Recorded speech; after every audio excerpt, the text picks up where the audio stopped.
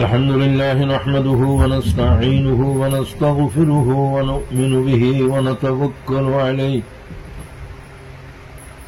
ونعوذ بالله من شرور أنفسنا ومن سيئات أعمالنا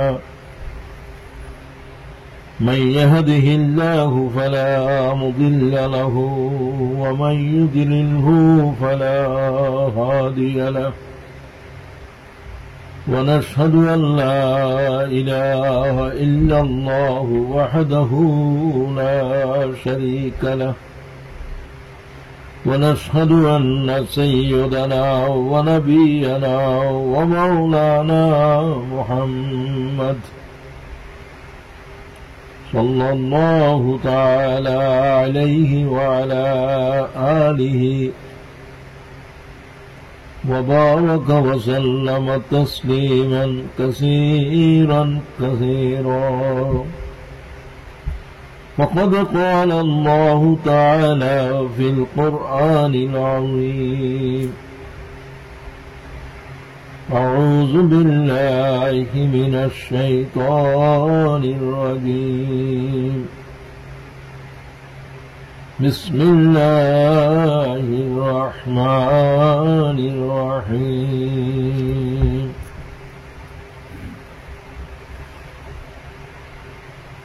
واعبدوا الله ولا تشركوا به شيئا وبالوالدين إحسانا وبذي القربى واليتامى والمساكين والجار ذي القربى والجار الجنب والصاحب بالجنب وابن السبيل وما ملكت أيمانكم إن الله لا يحب من كان مختالا فخورا. صدق الله العظيم. সম্মানিত ইমাম সাহেব, প্রিয় মুসল্লি ভাই সব, আসসালামু আলাইকুম ওয়া রাহমাতুল্লাহি ওয়া বারাকাতুহু। আসসালামু আলাইকুম ওয়া রাহমাতুল্লাহ। আমি আপনাদের সামনে সূরাতুন নিসার 36 নম্বর আয়াত তিলাওয়াত করেছি এবং আমি আগেই বলে দিয়েছিলাম যে এটার উপরেই আমি কথা বলব। বলে দিয়েছি এই জন্য যে ভাইয়েরা যেন কোরআন শরীফের সে আয়াতটা দেখে আসে। তো খুব কম লোকেরাই লেখাপড়ার সাথে সম্পর্কিত থাকতে চান। আমি চাই আমাদের ভাইয়েরা সমস্ত ইবাদতকে আল্লাহর কাছে গ্রহণযোগ্য করার জন্য এলেমের কোনো বিকল্প নাই। আপনার কাছে এলেম নাই, আপনার কোনো ইবাদত যে হচ্ছে না এটা আপনি জানেনও না। আপনি ইবাদতের ফরজ জানেন না, কোনটা ওয়াজিব জানেন না, সব তো জানাবে আপনার জ্ঞানে। আল্লাহ তাআলা বলেন, ফাসআলু আহলায যিকির ইন কুনতুম লা তা'লামুন। তোমাদের যদি জ্ঞান না থাকে তোমরা জ্ঞানীদেরকে, কোরআন শরীফের জ্ঞানীদেরকে জিজ্ঞাসা করো। এটা আল্লাহর আয়াত, আল্লাহর কোরআন। তার মানে তোমরা কোরআন শরীফ সম্পর্কে যাদের লেখাপড়া আছে তাদের সাথে যোগাযোগ রাখো, তাদেরকে প্রশ্ন করো, জানতে চেষ্টা করো। নিজেরাই কোরআন শরীফ পড়লে কোরআন শরীফই জানিয়ে দেবে আমাকে। তো এই আয়াতটা বাছাই করার উদ্দেশ্য কি?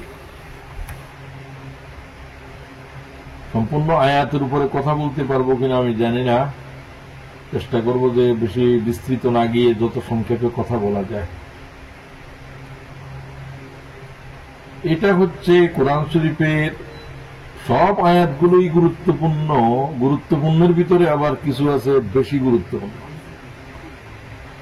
তো কোরআন শরীফের 6600, 200 অথবা 600 আয়াতে করিমার ভিতরে সবচেয়ে গুরুত্বপূর্ণ আয়াত তো বহুবার বলা হয়েছে। একজনে বলেন তো কি সেটা? আয়াতুল কুরসি। এটা হাদিসের দ্বারা প্রমাণিত। হাদিস সবচেয়ে গুরুত্বপূর্ণ আয়াত সম্পর্কে আব্দুল্লাহ ইবনে মাসউদকে জিজ্ঞাসা করা হয়েছিল। তিনি বলছেন, হযরত ওমর জিজ্ঞাসা করছিলেন, উনি সূরা আয়াতুল কুরসি পড়ে দিলেন। হযরত ওমর বললেন, সাদাক্তা, সঠিক বলছো। যদিও সম্পূর্ণ আয়াতই সবগুলাই আল্লাহ তাআলার আয়াত, সবগুলার ওজন এক বরাবর, এর ভিতরে বিভিন্ন কারণে কতগুলো আয়াত বেশি গুরুত্বপূর্ণ। তবু যারা কোরআন শরীফ অধ্যয়ন করে আপনি করলে আপনিও জানবেন কেন এই আয়াতগুলো বিশেষ বিশেষ কারণে, বিশেষ বিশেষ ক্ষেত্রে এগুলো সমস্ত আয়াতের উপরে গুরুত্ব বহন করে। আমার শরীরের সব অঙ্গগুলোই গুরুত্বপূর্ণ, কোনোটার বিকল্প কোনোটা নয়। কান বেশি গুরুত্বপূর্ণ না, চোখ বেশি গুরুত্বপূর্ণ, তো কানের বিকল্প তো চোখ নয়, চোখের বিকল্প কান নয়। তারপরে আপনি বলবেন যে হৃৎপিণ্ড অথবা মস্তিষ্ক অঙ্গের ভিতরে সবচেয়ে বেশি গুরুত্বপূর্ণ। তো যাই হোক, যেহেতু কোরআন শরীফের মূল বিষয় হল মানুষ, মানুষকে নিয়েই সব কথাবার্তা, সমস্ত পয়গম্বর আল্লাহ তাআলা মানব জাতির জন্য পাঠিয়েছেন, সমস্ত কিতাব পাঠিয়েছেন মানব জাতির জন্য, আমাদের জন্য। যেহেতু আমাদেরকে আল্লাহ তাআলার সামনে একদিন হাজির হইতে হবে, অন্য সকল সৃষ্টির এরকম বিচার হবে না, ইনসানের এবং জিন্নাতের যেভাবে হবে। সবচেয়ে কঠিন হবে ইনসান। ইনসানের মর্যাদাও বেশি, দায়িত্বও বেশি। ইনসান ছাড়া কোন মখলুককে আল্লাহ তাআলা খলিফা বলে নাই, আমার প্রতিনিধি বলেন নাই। তো আল্লাহ তাআলা যাদেরকে, আল্লাহ তাআলা যে সৃষ্টিকে আল্লাহর প্রতিনিধি বলছে, আমরা সেই মর্যাদার অধিকারী। তো যাই হোক, তো এখানে এই আয়াতটার মধ্যে 10টা বিষয়ে বলা হয়েছে অধিকার সম্পর্কে, হক। আল্লাহ থেকে শুরু হয়েছে আর সবগুলো হল মানুষের সাথে। পিতামাতার কি হক, প্রতিবেশীর কি হক, স্ত্রীর কি হক, এতিমের কি হক, এইরকম 10টা হক বর্ণনা করা হয়েছে। এরপরে আপনি আর কোন হক খুঁজে পাবেন না। সেই দৃষ্টিকোণ থেকে এটি গুরুত্বপূর্ণ। কিয়ামতের জমিনে বেশিরভাগ মানুষ জাহান্নামে যাবে হকের মসলার ভিতরে। তাও আল্লাহর হকের উপরে চাইতেও সেগুলো আল্লাহ ইচ্ছা করলে ক্ষমা করবেন, কিন্তু কোন বান্দার উপরে বান্দার হক ক্ষমা হবে না। এটার ফয়সালা হতেই হবে। সেটা যদি আল্লাহ রাস্তায় কেউ জীবন দেয় তারও ক্ষমা হবে না। কিন্তু আল্লাহ তাআলার হক কি, যেমন নামাজ, বন্দেগী, সব এগুলো আল্লাহ তাআলা মাফ করে দেবেন, করে দিতে পারেন, কিন্তু বান্দার আরেকজনের হক আল্লাহ তাআলা ক্ষমা করবেন না। এই জন্য হকের মশালা খুবই গুরুত্বপূর্ণ। তো আসেন আয়াতের তরজমা এবং এরপরে একটু ব্যাখ্যা করে। সূরাতুন নিসার এই নামে সূরা, যেটা হলো women. Woman is so called because the surah deals largely with women's rights.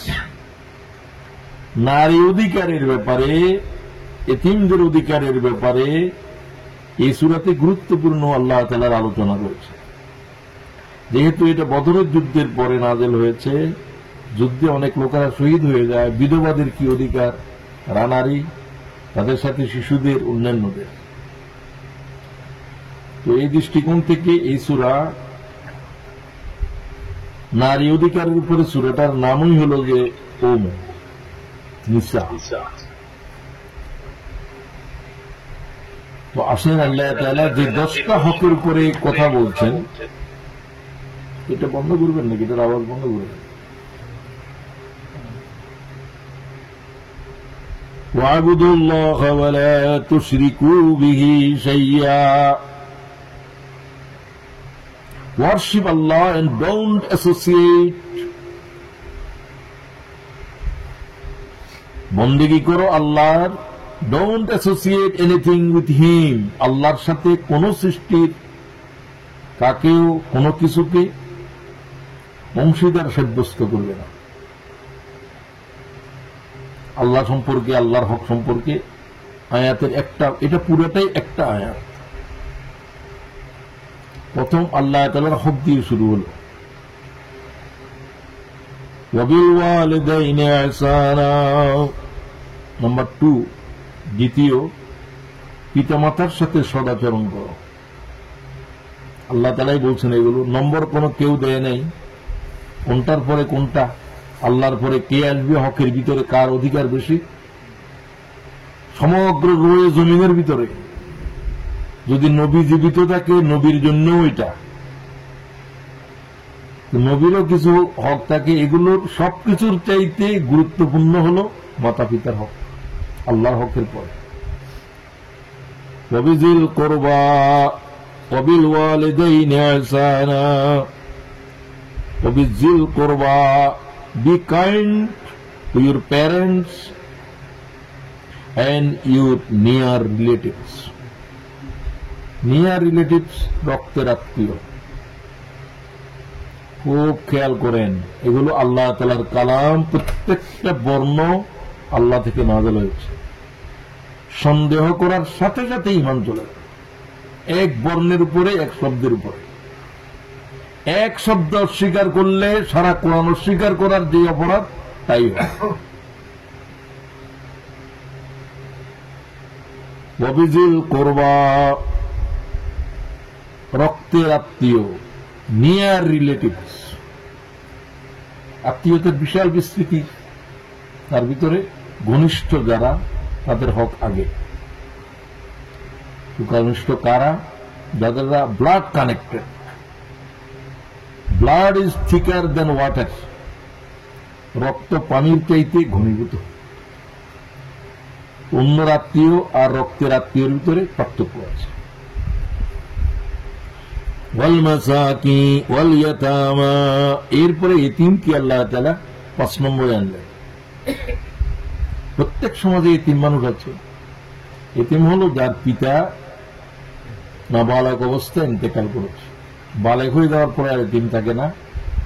আর মা ইন্তেকাল করলে এতিম হয় না। কে ইন্তেকাল করলে এতিম হবে? বাপ। মা বাপ দুজন হলে তো অন্য জিনিস। তো এতিম হওয়ার শর্তটা হলো পিতার সাথে, কারণ সন্তানের অভিভাবক হলো পিতা। সন্তানের মালিকই বলতে পারেন পিতা, হক মায়ের বেশি। কিন্তু সন্তানের উপরে কার অধিকার বেশি? বাপের অধিকার বেশি। একটা মেয়েকে বিয়ে দিতে হলে মায়ের অনুমতিতে বিয়ে হবে না, বাপের এজাজত দিতে হবে। ছেলে বিয়ে করতে পারবে বালেক অবস্থাতে এজাজত ছাড়া। কোন নারী, কোন মেয়ের প্রথম বিবাহ তার পিতার অনুমতি ছাড়া বিয়ে বৈধ হবে না। এ বিষয়ের উপরে আমি কথা বলেছি আপনাদের সামনে, এটা গুরুত্বপূর্ণ বিষয়। বালেক হলেও আর পিতা চাইলে না বালেক অবস্থায় মেয়ে বিয়ে দিতে পারবে। এটা হচ্ছে, হ্যাঁ, বালেক হওয়ার পরে মেয়ে যদি বলে যে আমি তার সাথে সংসার করব না, পিতাকে সেই বিয়ে ভেঙে দিতে হবে। রাসূলের জমানায় ঘটেছে এগুলো বুঝতে হবে। মেয়েরা তো বাইর হয়ে যায় ঘরের থেকে মায়ের অনুমতিতে, বাপ জানেও না। আসলে মা কোনো অনুমতি দিতে পারবে না, কারণ অভিভাবকত্ব মায়ের নয়। এই জন্য সন্তানের খোরপোশের দায়িত্ব বাবার। তাকে বিয়ে পর্যন্ত লালন করা, সবকিছু করা পিতার দায়িত্বটা। ওয়াল ইয়াতামা ওয়াল মাসাকিন, এবং মিসকিন, নিডি। ওয়াল জারি যিল কুরবা, মুসলিম প্রতিবেশী। প্রতিবেশী আবার দুই রকম।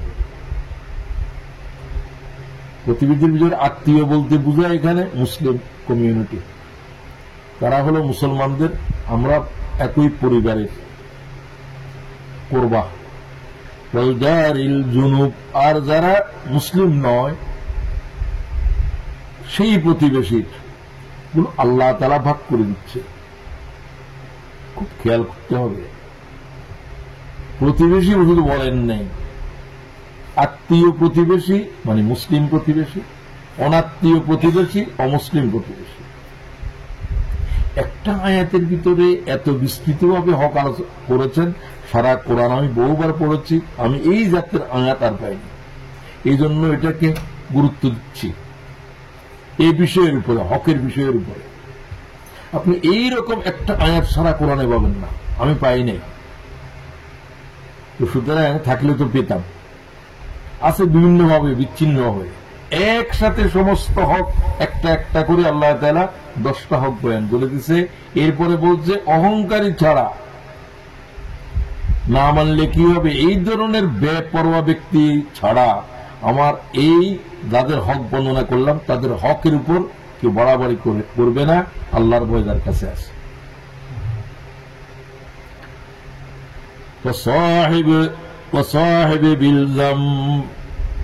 এরপরে বলছে জীবন সাথী। জীবন সাথী বিস্তৃত ব্যাখ্যা। আপনি গাড়িতে একসাথে সফর করতেছেন, বার্মিংহাম যাবেন, গাড়িতে আপনারা 3 জন, এগুলো আপনার স্বল্প সময়ের সাথী। এটার হক আছে একের উপরে অপরের, এটাও এটার ভিতরে সামিল করা যায়। আর দীর্ঘদিনের জীবন সাথীকে ওয়াইফ, স্বামীর জন্য স্ত্রী, স্ত্রীর জন্য স্পাউস। দেখেন স্ত্রীর কি অধিকার, স্বামীর কি অধিকার, সেটা তোমাদেরকে আমাদেরকে জানতে হবে। হুকুকুজ জাওজাইন, আমাদের একের প্রতি অপরের অধিকার আছে। এরপরে ওয়াবিনিস সাবিল, মুসাফির। মুসাফির বলা হয় নাই, বলা হয়েছে ইবনুস সাবিল। ইবনুস সাবিল মানে হল মুহাজির, পথের সন্তান। ইবনে আব্দুল্লাহ মানে আব্দুল্লাহর ছেলে, ইবনুস সাবিল রাস্তার ছেলে। মুসাফিরের এখন বাড়িঘর নাই, সে এখন পথে জীবন কাটাবে, রাত কাটাবে, বা যেখানে থাকুক না কেন, এটা তার কোনো এই নয়, বাড়ি নয়, ঘর নয়, মুসাফির। এটাকে আল্লাহ বেশি গুরুত্ব দিয়েছে কোরআনে, বহুবার বলছেন। আমার এক বন্ধুকে পেলাম, কাজে মহেশ ভাই আমি পিএইচডি করতেছি এটার উপরে, ইবনুস সাবিলের উপরে। আরে তোমাকে অনেক ধন্যবাদ। আমি বহুবার বলি যে কোনো আলেমের কাছে এগুলো শুনি না কেন। আল্লাহ এত টাকা, এত গুরুত্ব দিয়েছে ইবনুস সাবিলকে, ইবনুস সাবিলের ব্যাখ্যা পর্যন্ত জানে না, শুধু বলে মুসাফির মুসাফির। মুসাফির তো এখানে বলে নাই আল্লাহ, মুসাফিরও ব্যাখ্যার ভিতরে আসবে, কিন্তু আল্লাহ তো বললেন যে পথের সন্তান, পথে তার দিন, পথে তার রাত। নির্দিষ্ট ডেফিনিট হোমলেস বলতে পারে। এই যে পৃথিবীর প্রায় 3 থেকে 5 কোটি মানুষ তাঁবুর ভিতরে থাকে, বাড়ি এক দেশে, থাকে আরেক দেশে, কি বলে এদেরকে? উদ্বাস্তু। সব উদ্বাস্তুরা হল ইবনুস সাবিল। দেখেন কত বড় জনশক্তি এটা। পৃথিবীতে এখন উদ্বাস্তুর সংখ্যা 5 কোটির মতো, এর ভিতরে বেশিরভাগই হল মুসলমান। পৃথিবীর অন্য জাতিরা এত উদ্বাস্তু নাই। এক তুর্কিতে আছে সিরিয়ার প্রায় 30 লাখের মতো, এগুলোকে তারাই পাইতেছে। অবস্থা ভালো হলে যাব। বাংলাদেশে এখন লক্ষ লক্ষ উদ্বাস্তু রয়েছে নিকটতর পাশের দেশে, তারা এখানে মজলুম হয়ে এখানে আসছে, আমরা তাদেরকে জায়গা দিয়েছি। এখন তো 15 লাখ আর 20 লাখের দিকে চলে যাচ্ছে। এরা আসছিল 10-11 লাখ, দ্বিগুণ হয়ে গেছে, অনেক আগে আসছে তারা। এই হল ইবনুস সাবিল। এদের হক রয়েছে আমাদের উপর। এগুলো কত মানবতার বিষয়, এগুলো এই দেশেও আছে। আমরা এখন ইবনুস সাবিল, ব্রিটিশ গভর্নমেন্ট আমাদেরকে অ্যাসাইলাম দিয়েছে, আমরা রিফিউজি। অনেকে হতো, আপনারা সব রিফিউজি না, আমি রিফিউজি মনে করি। তো আমি এখন আমি হোমলেস, আমার জন্মভূমি আমার জন্য নিরাপদ নয়। ব্রিটিশ গভর্নমেন্ট আমাদেরকে তাদের দেশে জায়গা দিচ্ছে, যেহেতু ব্রিটিশ আইনে আছে হোমলেস মানুষদেরকে তারা সহযোগিতা করা।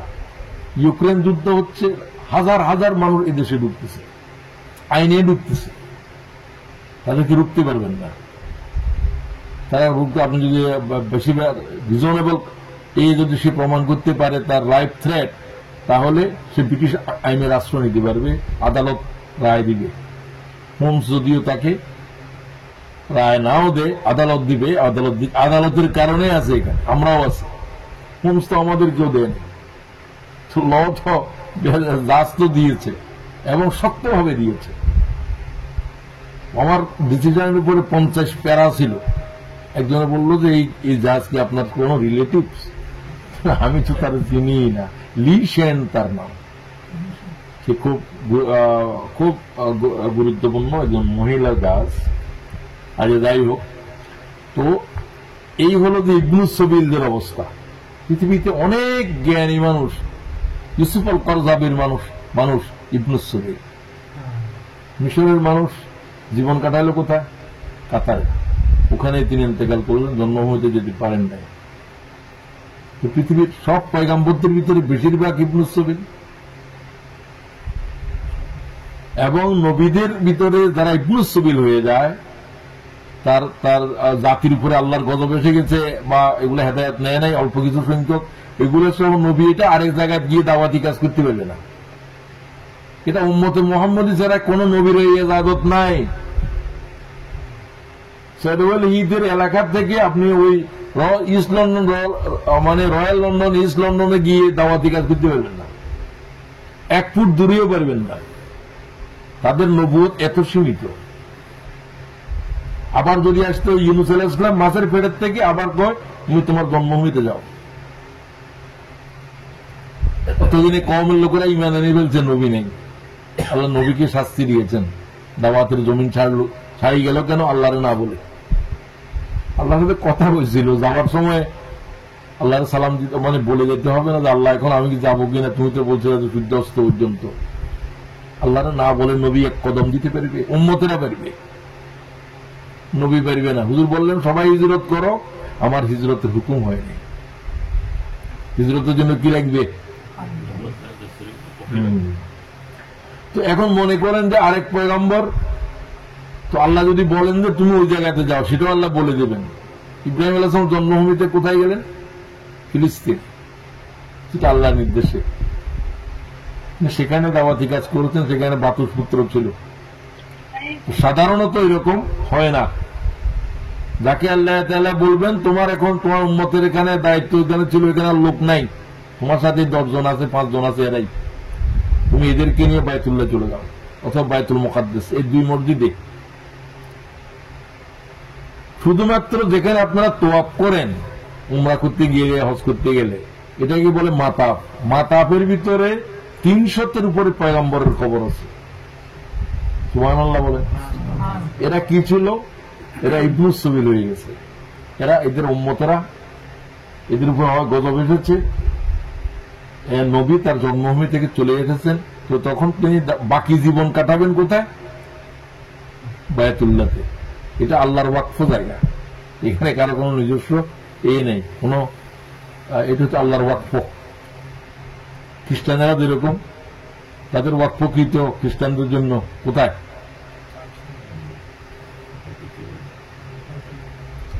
যে আপনাদের এখানে তো অনেক লোক আসছে ওখান থেকে, যেখানে সবচেয়ে বড় গির্জা আছে।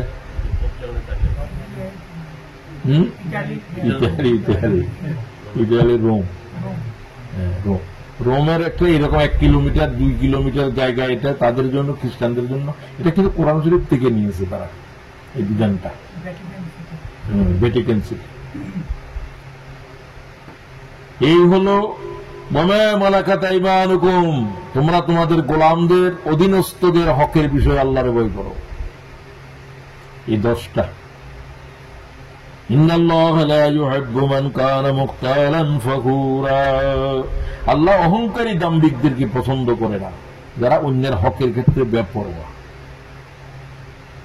যেমন ইবলিস আল্লাহ তাআলার হুকুম বন্দেগী করা ছিল, হুকুম তামিল করা, করলো না, সে হল অহংকারী। আবার ওয়াস্তাকবারা, বাড়াবাড়ি করলো, সে অহংকারী। আল্লাহ সবচাইতে ঘৃণিত ব্যক্তি হল অহংকারী। অহংকারীকে আল্লাহ বরদাস্তই করে। দেখতেছেন না বাংলাদেশে কি হচ্ছে? শুধু অহংকার, আমি যা ইচ্ছা তাই করব, এবং করতেছে।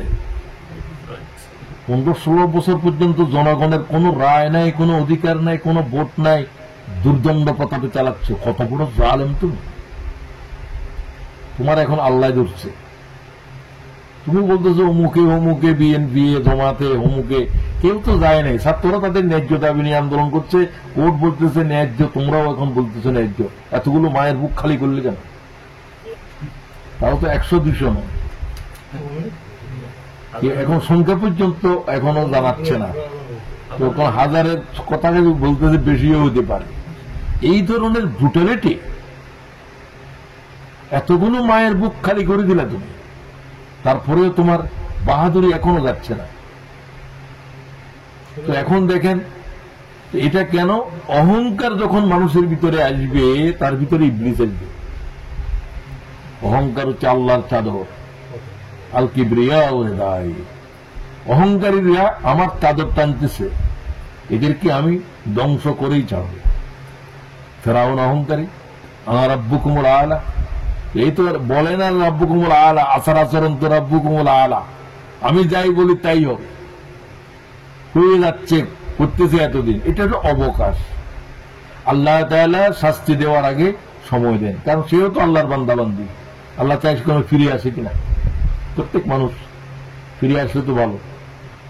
উমা, সুযোগ দেওয়াটাকে যদি আরো বেশি নাফরমানি করার জন্য তুমি দাম্ভিক হয়ে যাও, তোমাকে ধরা ছাড়া আর কি আছে? আল্লাহ যখন ধরবে তখন আর ছাড়বে। ধরা শুরু হয়েছে, এখন যেখান দিকে যাবে সেখান দিকে ধরা খাবে। কথা যেটা বলতেছে সেটা বিতর্কিত, যেটা বলতেছে সেটাই। কারণ আগে তো বেপরোয়া ছিল, এগুলো কেউ দেখার নাই। আমি যা ইচ্ছে তা বলবো, যা ইচ্ছে তা করব। এখন এক শব্দ বলতেছ, শব্দের উপরে সারা দুনিয়া প্রতিক্রিয়া দেয় করতেছে। কি কি বলছিলে তুমি? তো যাই হোক, তো এটা হলো যে অধীনস্থদের উপরে, তুমি যেহেতু রাষ্ট্রের প্রধান, সব তো তোমার অধীনস্থ, তোমার হুকুম মানতে বাধ্য। তো এদের কি অধিকার তোমার উপরে? তুমি একটা মানুষ, মানবাধিকার কি রেখেছ? জানের অধিকার নাই, মালের অধিকার নাই, সব দেশের সম্পদ পাচার হয়ে যাচ্ছে। তো মানুষের সম্পদ, এগুলো তো জনগণের সম্পদ। সমস্ত ব্যাংক দেউলিয়া, বাংলাদেশে এখন 14টা ব্যাংক দেউলিয়া হওয়ার একবারে দ্বার প্রান্তে। হলুদ বর্ণ বলছে এদেরকে, লাল বর্ণ আসবে, হলুদ হয়ে গেছে 14টা ব্যাংক। তো এই সমস্ত ব্যাংকের হাজার হাজার কোটি টাকা কোথায় গেল? কে নিল এগুলো? এগুলো কি এই দেশ থেকে একটা পাউন্ড এখান থেকে ওখানে যেতে পারে? কত দায়বদ্ধতা! টাকা আপনি যদি পাঠান, করতে গিয়ে আসলে টাকা এটা পাইছো কোথায়? পাউন্ড। এগুলো হিসাব দিতে বাধ্য কিনা? কোন দেশে আমরা থাকি যে দেশে কোনো হিসাব, কোনো জবাবদিহিতাই নেই? স্রোতের মতো চলছে, দেশের সম্পদ পাচার হয়ে যাচ্ছে। এগুলো কার জিনিস, কার সম্পদ? বলে তো জনগণের, 18 কোটি মানুষের। তো এটার দায়িত্বশীলকে দিতে হবে। তুমি তোমার অধীনস্থের হক আদায় করো নি, ক্ষমতায় আছো, কিন্তু তাদের উপরে যেগুলো তোমার দায়িত্ব ছিল সেটা পালন যদি না করো, আল্লাহর কাছে ওই সে হকের জন্য তোমাকে ধরা হবে। কেন? 18 কোটি মানুষের মামলায় রেহাই আছে? নেই। ব্যাংক লুট করে গেছে, লোকেরা বলতেছে ব্যাংকে গেছে, তো তোমার অ্যাকাউন্টের টাকা নেই। কেউ বলছে আমার অ্যাকাউন্টে বলে 50 পয়সা আছে। তো আমার 50,000 টাকা গেল কোথায়? কয়ে এগুলো নাই এখন। এই কোন জবাব? এটাই আমাদের দেশের জবাব। জাতিসংঘের গাড়ির লোগো ব্যবহার করে সে গাড়িতে জনতার উপরে গুলি চালাচ্ছ। জাতিসংঘ এগুলো স্যাটেলাইটে তো দেখতেছে। অপরাধী যখন অপরাধ করে, অপরাধের চিহ্ন রেখে যায়। লোকেরা বলে না মার্ডার করে, কিন্তু হত্যাকারী হত্যার চিহ্ন রেখে যায়। এটা আল্লাহর একটা বিধান। এমন একটা জায়গায় যখন তদন্ত হবে, এমন একটা জিনিস বাইরে হয়ে গেছে, একটা জিনিস থেকে এটা কে করেছে, কোত্থেকে করেছে, সবকিছু ক্লু আউট হয়ে যায়। এটা তার জানা থাকে না। এটা তো জানা থাকে না। তো এটা আল্লাহ তাআলার একটা নিয়ম। এই হলো আয়াতের অর্থ। এখন 10টার উপরে, প্রথমটার উপর তো অনেক কথা বলছি। কিসের উপর? আল্লাহর হকের উপরে। আল্লাহ তাআলার হকটা কি প্রথমত একজনে বলেন? না, ওটা তো গেল। আল্লাহর হক হলো যে বন্দেগী। বন্দেগী এটা শারীরিক হোক, মালি হোক, সন্তিক হোক। আত্তাহিয়াতু লিল্লাহি ওয়াস সালাওয়াতু ওয়াত তাইয়্যিবাতু। আল্লাহ, আমার রাসূলুল্লাহ সাল্লাল্লাহু আলাইহি ওয়াসাল্লাম আল্লাহর সাথে কথা বলতে, আমি কি নিয়ে এসেছি আপনার কাছে? আমার এবং আমার উম্মতের সমস্ত মালি ইবাদত, জিসমা শারীরিক ইবাদত এবং চৈন্তিক ইবাদত, যে ফিকির চিন্তা দ্বীনের জন্য করেছেন, আল্লাহর জন্য করেছেন, সৃষ্টির উপরে করেছেন, এগুলোও ইবাদত। সমস্ত ইবাদতের মালিক কে? এটা আল্লাহর হক। ইবাদত আল্লাহ ছাড়া কাকেও দেয়া যাবে না। সৃষ্টির হক নয় ইবাদত। সিজদা আল্লাহরে করতে হবে, কুরবানি আল্লাহর জন্যই দিতে হবে। কোন রক্ত প্রবাহিত করবেন আল্লাহ তাআলার জান আল্লাহর রাস্তায় আল্লাহর জন্যই করতে হবে, আল্লাহকে সন্তুষ্ট করার জন্য। লাখ লাখ প্রাণী জবাই হয়ে যাবে কোরবানির দিন, এটা কোরবানি। এটাকে যদি আপনি আল্লাহ ছাড়া যদি বলেন যে খাজা বাবার জন্য, তাহলে কোরবানি কি হবে? না, তার পক্ষ থেকে হতে পারে। আমার আল্লাহকে এই কোরবানি দিলাম আমার বাবার পক্ষ থেকে, হতে পারে। আমি হজ করলাম আমার আব্বার পক্ষ থেকে, তিনি করতে পারেন নাই, হতে পারে।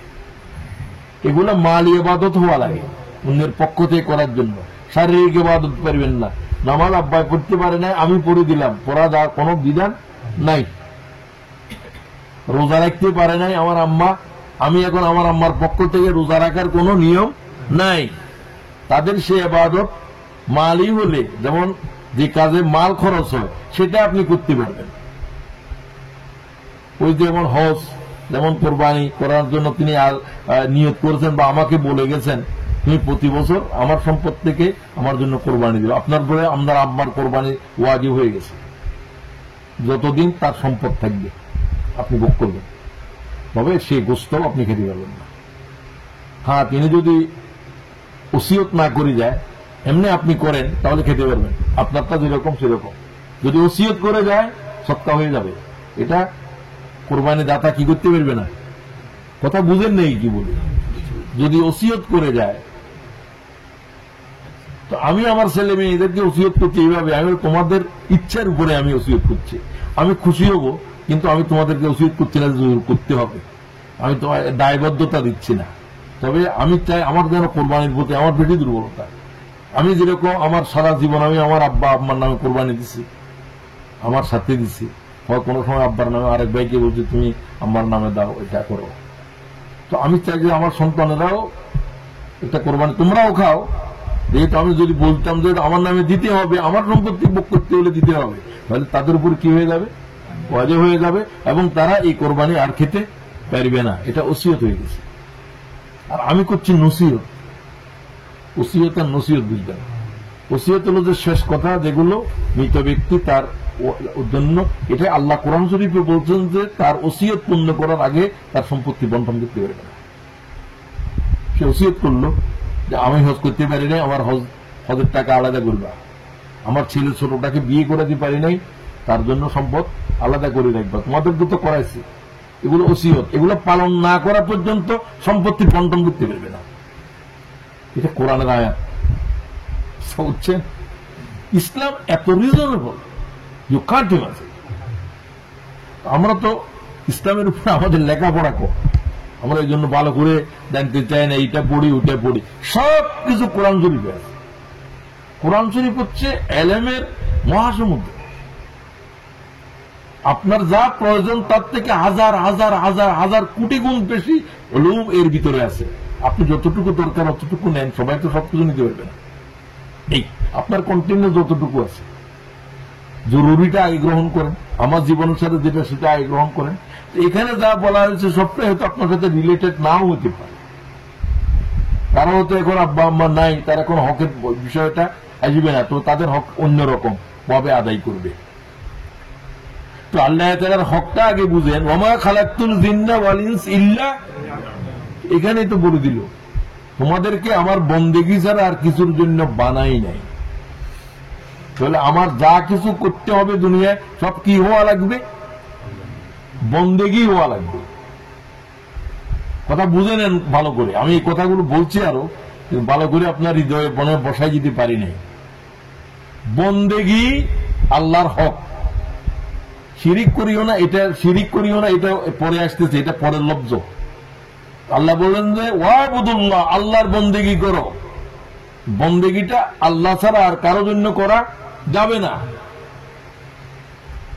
হুকুম পালন করা বন্দেগী, সিজদা করা বন্দেগী, কুরবানি করা যা আছে সব বন্দেগী। বন্দেগী তখন হয়, এই কাজটা তখন বন্দেগীর ভিতরে শামিল হবে যখন মুহাম্মদুর রাসূলুল্লাহ তরিকা মোতাবেক হবে। তখন আপনার টয়লেটে যাওয়াটাও কি হয়ে যাবে? ইবাদত হয়ে যাবে, বন্দেগী হয়ে গেছে।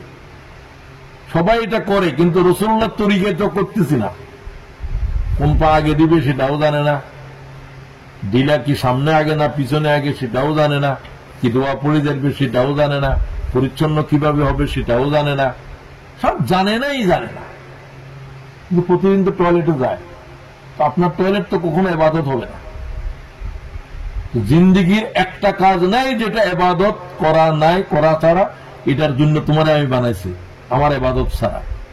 তো সুতরাং মুহাম্মদুর রাসূলুল্লাহকে জিন্দা কিতাব পাঠাই দেয় নাই, পয়গম্বর সাথে আসছে, তিনি দেখাই দিয়েছেন।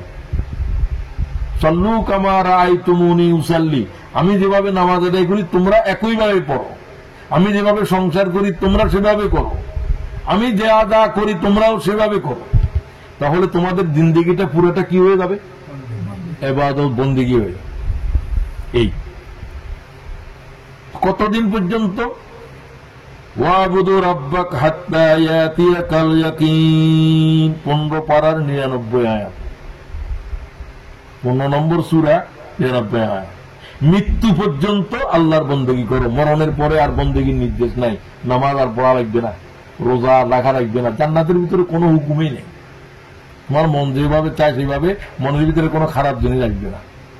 আল্লাহ মনের এই, যেমন মালায়েকাদের কোনো খারাপ কিছু করার, নাফরমানি করার মানসিকতাই নেই, জান্নাতে তাই হবে। কথা বুঝছেন? কোন হুকুম নেই, নামাজ পড়তে হবে, রোজা করতে হবে, কিচ্ছু নেই। যা দুনিয়াতে মরণ পর্যন্ত করো, আর কিছু করতে হবে। আলহামদুলিল্লাহ বলবেন না? কত বড় এহসান। আবাদুন আবাদ হায়াত, শুধুমাত্র নেয়ামত ভোগ করবে এবং কোন বিরক্তি টিরক্তি আসবে না। বিরক্তি, রোগ শোক এগুলো জান্নাতের কাছেই যাবে না। কোন অসুস্থতা আসবে না, পেশাব পায়খানা নাই, কোন টয়লেট নাই, এগুলো নাই। নাক ঝাড় দিতে হবে না, কোন পুঁজ টুজ এইসব হবে না। এগুলো জান্নাতীদেরকে কল্পনাই করা যাবে না। সুবহানাল্লাহ। জান্নাতীদের কিরকম এটা তো কোনো বর্ণনা দেওয়া যাবে না। কালকে আমটা ছিলেন যে আজকের আম, একটা গাছের ভিতরে যতটা ডাল আছে ততটা আমের স্বাদ তত রকম। সুবহানাল্লাহ বললেন না? প্রত্যেকটা জিনিসে আপনি চিনবেন এগুলো, কিন্তু এটার স্বাদ ভিন্ন। আরো আশ্চর্য যে একই গাছের প্রত্যেকটা ফল আলাদা আলাদা স্বাদ। জান্নাত হল উভয়, কল্পনা করতে পারবেন না। আল্লাহ আমাদেরকে জান্নাত দিয়ে দেখাই দিও।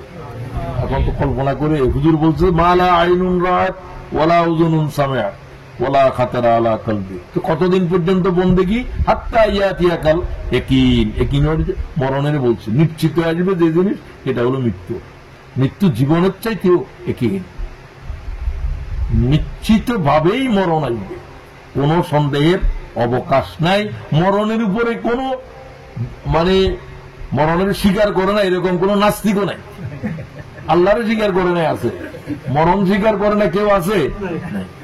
এটা পয়গম্বরের জন্য আসছে, আপনার জন্য আসবে, আমার জন্য আসবে, সবার জন্য আসবে।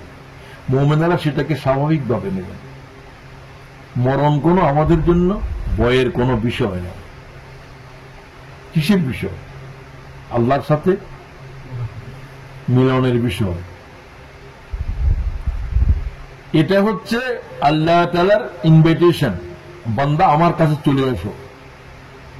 তো এটা ভয়ের কি জন্য? আমি তো আল্লাহর উপরে ঈমান আনলাম, সারা জিন্দেগি আল্লাহরে বন্দেগী করলাম, তো আমার আল্লাহ যা দিবেন তো মৃত্যুর পরেই দিবেন, আমার জন্য মরণের ভয় কেন আসবে? হ্যাঁ ভয়, যদি নাফরমানি করি তাহলে তো ভয় নয়, ভয়ের চাইতে ভয়ঙ্কর ভয়।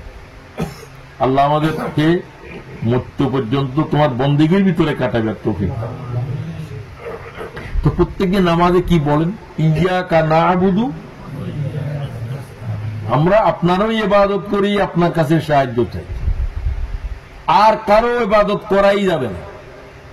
আর কার ইবাদত করে মানুষে? শয়তানের, নফসের, সমাজের, দেশের রীতিনীতির কে পূজা করে, মানে এটাও বন্দেগী। এগুলা কোনোটাই করা যাবে না। বেশিরভাগ মানুষের করে যেভাবে চলে, বেশিরভাগ মানুষ কি খোদা, বেশিরভাগ মানুষ কি রব? দুনিয়ার কেউ না মানলে আমাকে আল্লাহর বন্দেগী করতে হবে, ঠিক কিনা? এরপরে বললেন তবে বন্দেগীর ভিতরে কাকেও আল্লাহরও বন্দেগী করলা, আরো তার জন্য কিছু করলা। খেয়াল করেন, বন্দেগীর ভিতরে কোনো অংশ দেয়া যাবে না, এটা দ্বিতীয় কথা। আল্লাহর হক হলো বন্দেগী, আর আল্লাহকে বন্দেগী করতে হবে লা শরীক ভাবে। এখন বুঝলেন? তাহলে যে বন্দেগীর ভিতরে অন্যকে অংশ দিচ্ছেন, এটা আল্লাহ তাআলা গ্রহণ করবে না। শিরকের সাথে আল্লাহ কোন বন্দেগী গ্রহণ করবে না। তো এটাই হলো যে এই শিরিক বলছে আপনাদেরকে 4 প্রকার মৌলিক। জাতের ভিতরে শিরিক করা, সিফাতের ভিতরে, গুণাবলীর ভিতরে শিরিক করা, আল্লাহ তাআলার এখতিয়ারের ভিতরে এবং আল্লাহর হুকুকের ভিতরে। এগুলোর ব্যাখ্যা দেওয়া হয়েছে বহুবার, আমি এখানে বলছি। তো এই প্রসঙ্গ প্রথম কথা শেষ হল।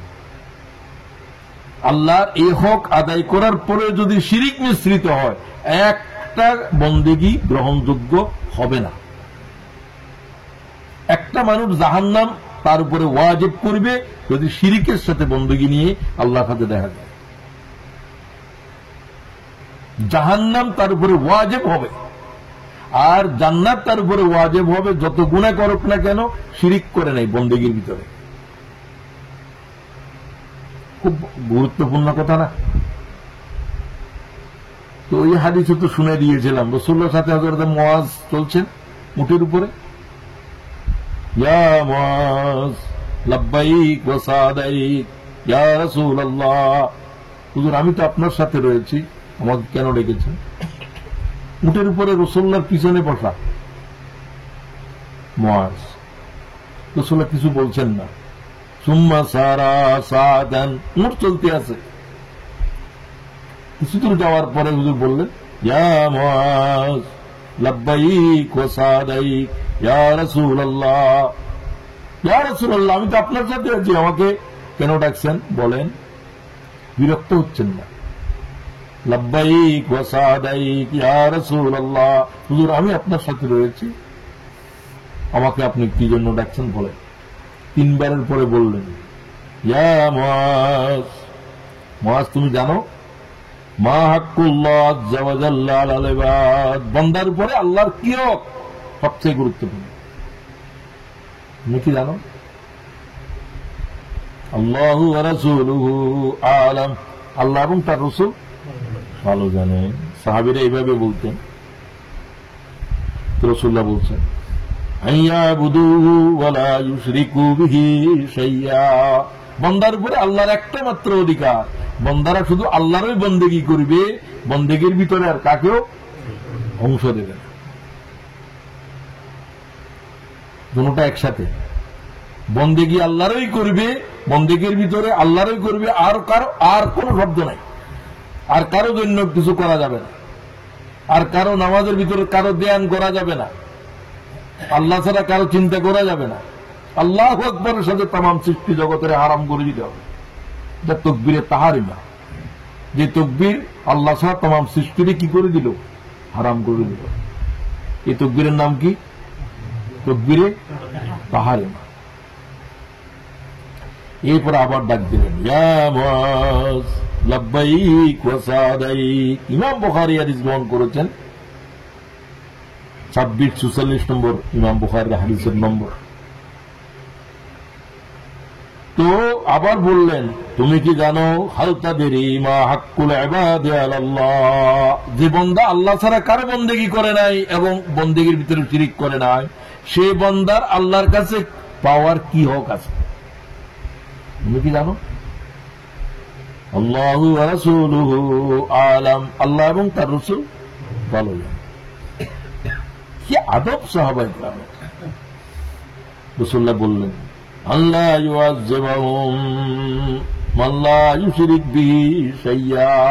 ও মুআয, জেনে রাখো, যে ব্যক্তি আল্লাহ ছাড়া কারো বন্দেগী করে নাই এবং বন্দেগীর ভিতরে শিরিক করে নাই, আল্লাহ জাহান্নাম তার উপরে হারাম করে দিয়েছে। আল্লাহ আমাদের উপরে হারাম করো। প্রিয় ভাইয়েরা, এলেমের জমিনের উপর মেহনত করেন, প্রতিদিন কোরআন শরীফের আয়াত পড়েন, প্রতিদিন যেরকম খাবার খান, প্রতিদিন অক্সিজেন গ্রহণ করেন, প্রতিদিন সবকিছু কাজ তো আমরা করি, অনেক কাজ, প্রতিদিন ওই এলেম শিখতে হবে।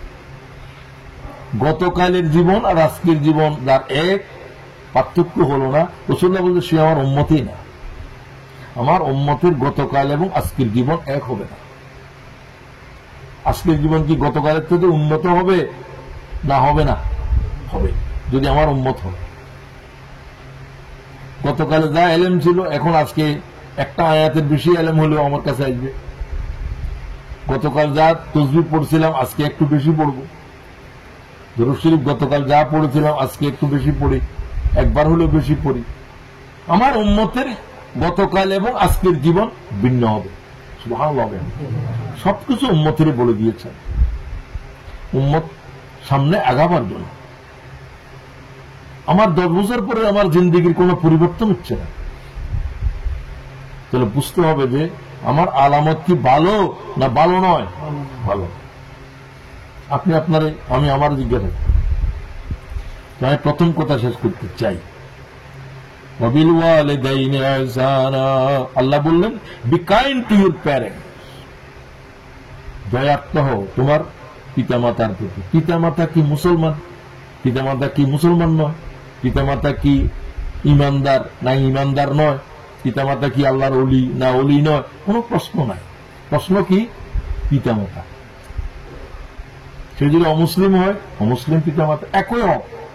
মুসলমান পিতামাতার যে হক, যদি কারো দুর্ভাগ্য এখন পিতামাতা ইমান আনে নাই, সেই ইমান আনছে, পিতামাতার হক আদায় করতে হবে। খুব পয়গাম্বরকে তার আব্বা আম্মার হক আদায় করতে হবে। সুবহানাল্লাহ। পয়গাম্বরকে আর কি বলবে?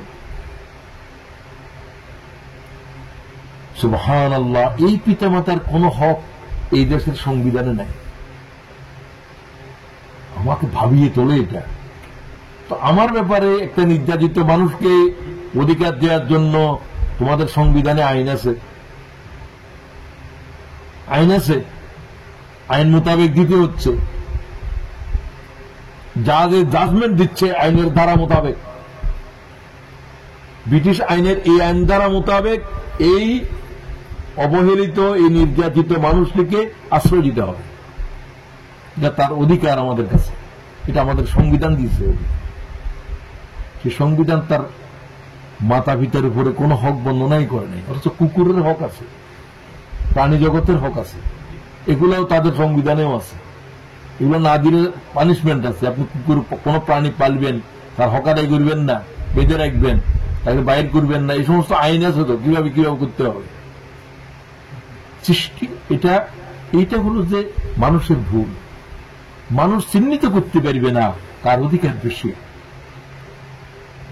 এই কথা যদি মানুষের চিহ্নিত করতে বলেন, সমগ্র পৃথিবীর মানব জাতিরা হেরে যাবে, তারা জানবে না। এটা আল্লাহ তাআলার বিধানের কাছে যেতে হবে। সুবহানাল্লাহ। জ্ঞানে কুলাবে না, সমগ্র দুনিয়ার ইলম কুলাবে না। সন্তানের উপরে মাতা পিতার হক যে সবার চাইতে বেশি।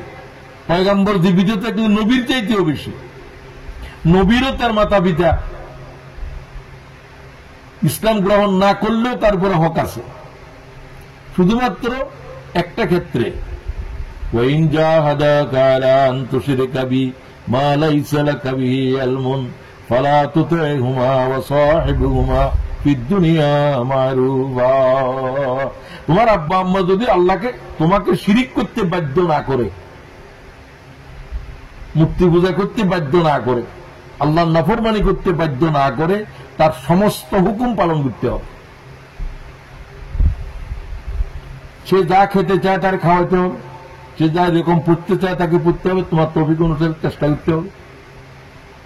কিন্তু শুধু আল্লাহর নাফরমানির ক্ষেত্রে যদি করে, ফালা তুতিহুমা, সেটা এতেয়াত করা যাবে না। তবে মাতা পিতার সাথে নাফরমানিও করা যাবে, সেটাও আল্লাহ বলে দিয়েছে।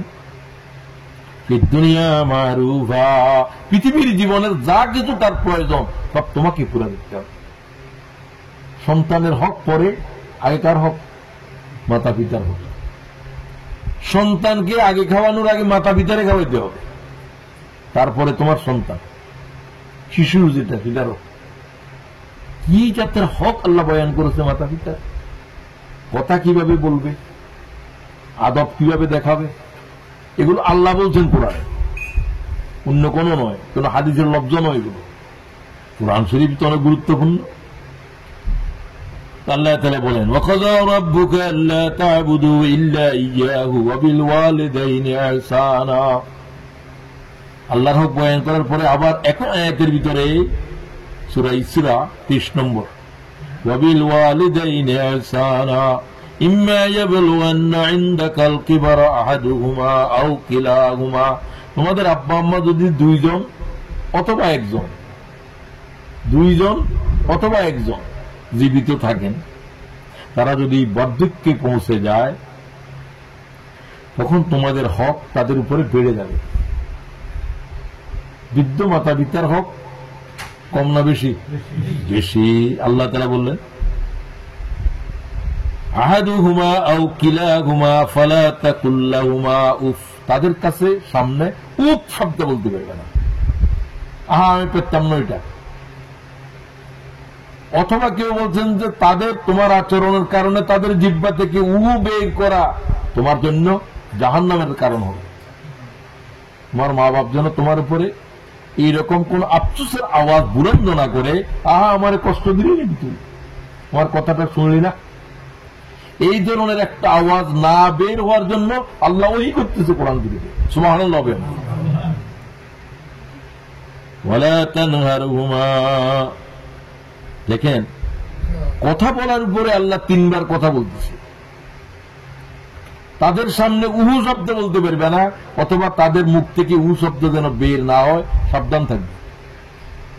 এরপরে ওয়ালা তানহারহুমা, তাদেরকে তোমরা টন্টিং টোনে বারবার খালি প্রত্যেকদিন তোমার জন্য ফান আনতে হবে, এই ধরনের টন্টিং টোনে একটা শব্দ বলা হারাম। সুবহানাল্লাহ। তো এটা বলার পরে তো আর বলতে হয় না যে সফট ল্যাঙ্গুয়েজে কথা বলবা। আল্লাহ আবার বলেন, ওয়াকুল লাহুমা কাওলান কারীমা, তোমরা তোমাদের আব্বা আম্মার সাথে বিনয়ের সাথে কথা বলো।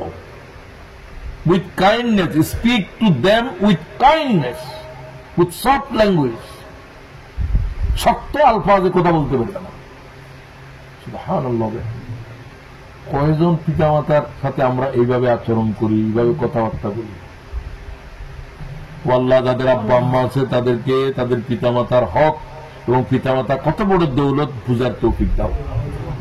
এই পিতামাতা যা বলবে তাই কবুল হবে। পয়গম্বরে বললে যেরকম কবুল হবে এরকম কবুল হবে। কাফের মাতা পিতায় দোয়া দিলে এই জাতের কবুল হবে। কাফের, মুমিনটা বাদ দিলাম, কাফের মাতা পিতাও যা বলে তাই হবে। মুসা আলাইহিস সালাম আল্লাহর জিজ্ঞাসা করে তুরের ভিতরে, আল্লাহ জান্নাতের ভিতরে প্রত্যেক নবীর সাথে তার উম্মতের একজন মানুষ তার সাম্রাজ্য থাকবে, জান্নাতের সাম্রাজ্য, আমার সাথে কে থাকবে? আল্লাহ কেন প্রশ্ন করল? বলে আমি একটু দেখতাম আমার উম্মত সেটাকে। তো তোমার সাথে এক কষাই থাকবে, বুচার। মুসা করে আমার সাথে বুচার? হ্যাঁ, তোমার সাথে বুচার। কয়ে কোথায় সেটা? কয়ে ও অমুক জায়গাতে। আল্লাহ তাআলা বলে দিলেন। তো সেই ছদ্মবেশে ওই কষাইয়ের বাড়িতে গেল তাকে অবজার্ভ করার জন্য। সে সারাদিন গোস্ত টোস্ত বিক্রি করে, আসার সময় গোস্তটা ছোট্ট ছোট্ট করে নিয়ে আসে মাথা পিতার জন্য। স্বামী স্ত্রী দোনো সে গোস্ত আনলে এগুলো রান্না করে, রুটি বানায়। মা বাপেরা আগে ঘুমে গেলে উঠায়, আগে খাওয়ায়, তারপর ছেলে মেয়েদেরকে নিজেরা খায়। তো মা তার বৃদ্ধ মা তার তখন দোয়া করে যে ও আল্লাহ আর ছেলেকে মুসার সাথে জান্নাতে রাখিব। কি কয় মায় দোয়া করে, বাবা একটু সমর্থন করে। মুসার ইসলাম এটা শুনতেছে, মুসার ইসলামের বুঝ হয়ে গেছে কার দোয়া, খুব ভালো করে বুঝবে। রাসূলুল্লাহ সাল্লাল্লাহু আলাইহি ওয়াসাল্লাম দুনিয়ার উপরে আসেন, ইয়ামন থেকে কাছের দেশ হল মদিনা, মক্কা মদিনা কাছে ইয়ামন। কোন দেশে? সেখানে আল্লাহর এক ওলি, হুজুরের এক সাহাবী হতে পারল না, ওয়াইস। কি নাম? করম শহরে থাকে ইয়ামনে। মা প্যারালাইজড, বিয়েও করেন না মায়ের জন্য। যতদিন রাসূলুল্লাহ জীবিত ছিল মা অসুস্থ ছিল, মা ইন্তেকাল করে নেই। মারে রাখি আজ বলে কোনো মানুষ নেই। মায়ের টয়লেট পরিষ্কার করে, মায়ের খাওয়া দাওয়া করে, সব এটাই মা নিয়ে আছে। মা নিয়ে এত ব্যস্ত ছিল যে আল্লাহর পয়গম্বরের কাছে আসা পর্যন্ত কি হয় নাই, ঈমান এনেছেন, কিন্তু রাসূলুল্লাহ দরবারে আসতে পারেন না ইয়ামন থেকে। রাসূলুল্লাহ জানতেন, এটা জানাই দেওয়া হয়েছে। হুজুর বলছেন করম শহরে আমার আল্লাহর এক ওলি আছে, তার মায়ের দোয়ায় সে এত বড় ওলি হয়েছে। সাহাবীদেরকে বললেন তার নাম ওয়াইস। সে আমার ইন্তেকালের পরে, তার মা ইন্তেকাল করবে, সে আমার ইন্তেকালের পরে আসবে, সে আমার কবরে চোখের পানি দিয়ে কবরের মাটি দিয়ে দিবে। তোমরা তার কাছে দোয়া চাইও, তোমরা তার কাছে দোয়া চাইও। আমরা কি করে চিনব? তার কানের পাশে দিয়ে সেতী রোগের একটা চিহ্ন আছে, সেতী আছে, মানুষের সেতী রোগ। হযরত ওমর আবু বকরের জমানা পায় নাই, তিনিও শুনছেন এটা, হুজুর বলছেন ওমরের জমানায় আসছে। লোকেরা কেমনে কেমনে চিনি ফেলছে, কোন থেকে আসছেন, করম শহর থেকে। আপনি গিয়ে তিনি পরিচয় দিচ্ছিলেন না। হযরত ওমর জানলেন, হযরত ওমর রাসূলুল্লাহ বলছেন তার কাছে দোয়া চাই। হযরত ওমর বললেন যে আপনি ওয়াইজ, রাসূলুল্লাহ আপনার সম্পর্কে বলছেন, আপনি চিহ্নও দেখতেছি, আপনি আমার জন্য দোয়া করেন। হযরত আলী বললেন আমার জন্য দোয়া করেন। আমি কি দোয়া করবো? তোমরা তো রাসূলুল্লাহর সাহাবী, আমি তো আল্লাহ রাসূলকে দেখি নাই, তিনি তাবেঈ, সাহাবী দেখতেছেন। তো সাহাবীর চাইতে অনেক বেশি মর্যাদা সাহাবীর। হয় না, রাসূলুল্লাহ বলছে ওয়াইজ শুধু দোয়া করতে দেরি, কবুল হতে দেরি নাই। সাহাবীরা বলছেন যে কেন তার এই মর্যাদা? তার মায়ের দোয়ার কারণে। পয়গম্বরের কাছে আসে নাই, আপনার কাছে আমার কাছে, এটা কিরকম জিনিস? এই হলো মা। বাপ তো পান নাই, মারে পাইছে। তো এই জাতের একটা ওলি হওয়ার এক বুজুর্গ তো আমার ঘরের ভিতরে আছে।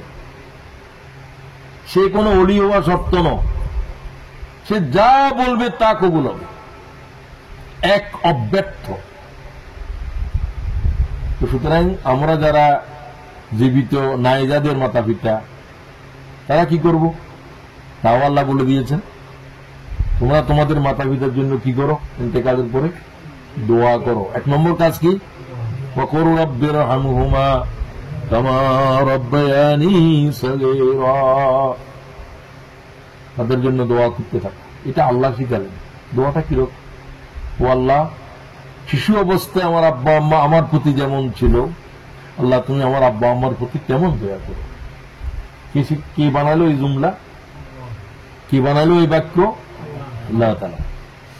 তো প্রতিদিন পড়বেন, নামাজের ভিতরেও পড়তে পারেন, আত্তাহিয়াতুর পরে। এটা যদি এইভাবে পড়তে চান পুরো আয়াত, তাহলে অন্য কোনো জায়গায় পড়তে পারবেন না। নামাজের কেরাতের ভিতরে পড়তে পারবেন, আর পড়তে পারবেন না রুকুতে, সিজদায়। কোথায় পারবেন? শেষ বৈঠকে পারবেন। শেষ বৈঠকে যে কোনো দোয়া করা যাবে, মুনাজাতের জন্য কোরআন শরীফের যে কোনো আয়াত। রুকুতে পড়া মকরু, সিজদায় পড়া মকরু, আর অন্য কোনো জায়গায় নাই। আর কেরাতের ভিতরে পড়তে পারবেন যে আয়াত আপনি চান। এটা দোয়ার জন্য পড়তে চাইলে রব্বির হামহুমা কামা রাব্বায়ানি সগীরা কোথায় পড়বো?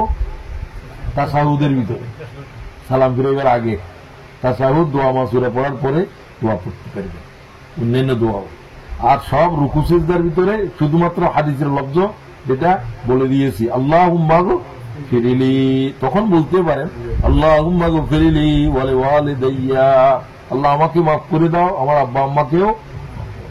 এটা রুকুতে বলতে পারবেন, এটা কোরআন আয়াত হিসাবে নয়, এটা রাসূলুল্লাহ পড়েছেন প্রত্যেকটা নামাজের 7 জায়গার ভিতর, 7 জায়গার ভিতর আপনাদেরকে এগুলো বলছি। তো মাতা পিতার কি হক সাহাবা জিজ্ঞাসা করল, মা হাক্কুল ওয়ালিদাইন, হুজুর আমার আব্বা আম্মার কি হক আমার উপরে? হুমা জান্নাতুকা ওয়া নারুকা, তারা তোমার জন্য জান্নাত, তারা তোমার জন্য জাহান্নাম। তোমার মা বাপে ঠিক করবে তুমি জান্নাতি না জাহান্নামী, তুমি যেভাবে হতে চাও। কি মায়ের পায়ের নিচে জান্নাত, বাপ জান্নাতের দরজা, সুবহানাল্লাহ। মায়ের পায়ের নিচে জান্নাত, বাপ জান্নাতের দরজা, সুবহানাল্লাহ। খুব ভালো করে বুঝেন, যাদের আব্বা আম্মা আছে এইভাবে সন্তান হও যেন মা হাত তুলতে তোমার কথা মনে করে, কিছু বলতে হবে না। তুমি যে একটা আম আনি খাওয়াইলাম, আর কাটি কুটি, মা যেটা পছন্দ করে সেটা আনি, তার হৃদয়ের ভিতরে যে সন্তুষ্টি আসছে এটাই তোমার জান্নাতে পৌঁছে দিবে, এটাই তোমার তাম জিন্দিগির গুনাহ ক্ষমা করে দিবে, সুবহানাল্লাহ। এই শক্তি এই বুজুর্গ তো ঘরের ভিতরে আছে। আর এটার যদি তুমি এটার অবহেলা করো, কথাবার্তায় কষ্ট দাও, আচার আচরণে কষ্ট দাও, তোমার জাহান্নামের জন্য আর কিছু লাগবে না, এটাই যথেষ্ট। হযরত আলকামার ঘটনা জানেন, সাহাবীর ঘটনা, কলমা তলকিন করতেছে, কলমা আসতেছে না। রাসূলুল্লাহকে জানানো হলো যে ইয়া রাসূলুল্লাহ, সাহাবী আলকামা তো কলমা পড়তে পারছে না, তাকে আমরা কলমা তলকিন করতে বলছি। হুজুর তোমরা মৃত ব্যক্তির সঙ্গে কলমা তলকিন করো, তারে পড়িও বলিও না, তোমরা কলমা পড়ো, সে পড়বে, পড়ি তারপর সাকরা চলতেছে। হুজুর তার তো অবস্থা খারাপ লাগতেছে, রাসূলুল্লাহ নিজে এসেছেন, রাসূলুল্লাহর সামনে কলমা পড়তে পারছেন। হুজুর বলল কি হলো তার কি মা আছে ঘরে? বলে আছে। মারে ডাকো। মা কয়ে ইয়া রাসূলুল্লাহ আমি তার চেহারা দেখতে যাচ্ছি না। ওই কেন? কয়ে আর কষ্ট দিয়েছি বেশি, বউয়ের কথা শুনতো। তাই হুজুর বললেন যা করেছে তোমার পুত্রকে এই অবস্থায় ক্ষমা করে দাও। কয়ে হুজুর তারা ক্ষমা করতে পারবে না। রাসূলুল্লাহকে লাকড়ি নিয়ে আসে, আগুন ধরাও, মায়ের সামনে ছেলে আগুনে পুড়ে গেলে এমনি জাহান্নামে যাবে। মা বললো যে ইয়া রাসূলুল্লাহ তার ছেলে আগুনে জ্বালাইন না, তো মাফ করে দাও। মাফ করে দিলাম। তার মুখের থেকে কলমা বাইরে হলো, সে দুনিয়া থেকে চলে গেল। তো রাসূলুল্লাহ আসল বলে না সেটাই, আর কারো জন্য তো সেরকম হবে না।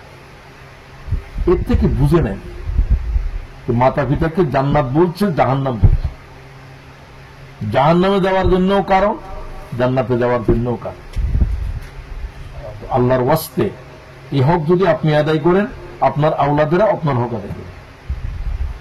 যে মাতা পিতারে কষ্ট দিয়েছে, হাদিস শরীফে এসেছে, সে কষ্ট না পেয়ে দুনিয়া থেকে যাবে না, এবং সে তার আওলাদের থেকেই কষ্ট পাবে। একেবারে বিশুদ্ধ হাদিস বলতেছি, যে তিনজন আরো আছে এরকম লোক যাদেরকে আল্লাহ দুনিয়া থেকে শাস্তি না দিয়ে নেবে না, তার ভিতরে একটা হলো এই মাতা পিতারে কষ্ট দানকারী। এই কষ্ট না করে দুনিয়া থেকে যাবে না। আর মাতা পিতাকে যে শান্ত রেখেছে, কষ্ট দেয় নাই, সে দুনিয়ার জীবনে কষ্ট করবে না, আখেরাতেরটা আখেরাতে হবে। কত বড় দৌলত, কত বড় সম্পদ।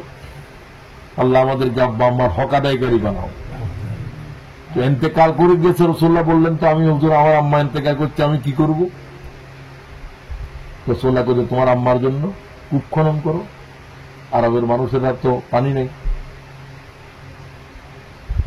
বৃক্ষরোপণ করো, সৎকা করো, দান করো। মৃত ব্যক্তির জন্য এগুলোই করণীয়। দোয়া করো, 1 নম্বরে দোয়া, 2 নম্বরে সৎকা, সৎকায় জারিয়া করো, একটা মসজিদের টাকা দাও, মসজিদের টাকা দাও, একজন তালেবে আলেমকে কোরআন শরীফ কিনে দাও, সে হাফজ করুক। একটা ছাত্র যে তোমার কোরআন শরীফ পড়ে হাফেজে কোরআন হয়েছে, এর থেকে লাখো হাফেজ হবে তুমি, সব তোমার আমল নামার ভিতরে সৎকা হিসেবে যাবে। সুবহানাল্লাহ। তোমার তুমি যদি মায়ের জন্য নিয়ত করো, মায়ের কাছে যাবে। একটা গরিব মানুষের, ক্ষুধার্ত মানুষের খাবার দিলা তোমার মায়ের জন্য, প্রত্যেকটা দানা মায়ের কবরে পৌঁছবে। কিন্তু কোরআন শরীফ খতম করছো যে এটা পৌঁছবে কিনা কোনো দলিল নেই। দলিল যেটা আল্লাহ রসুল বলছে সেটা। হুজুর দেখলেন কবরের ভিতরে আযাব হচ্ছে, রাসূলুল্লাহ দাঁড়িয়ে গেলেন সাহাবীরা সাথে, হুজুর দেখতেছেন কবরের ভিতরে। হুজুর বলে থামো, আল্লাহর আমার দুইজন উম্মতের এই হচ্ছে আযাব হচ্ছে, আমি দেখতেছি, তোমরা তাদের জন্য দোয়া করো। রাসূলুল্লাহ বললেন না যে সূরা ফাতিহা পড়ো, কুল হুয়াল্লাহু শরীফ 3বার পড়ো। হুজুর বললেন হাত তোলো।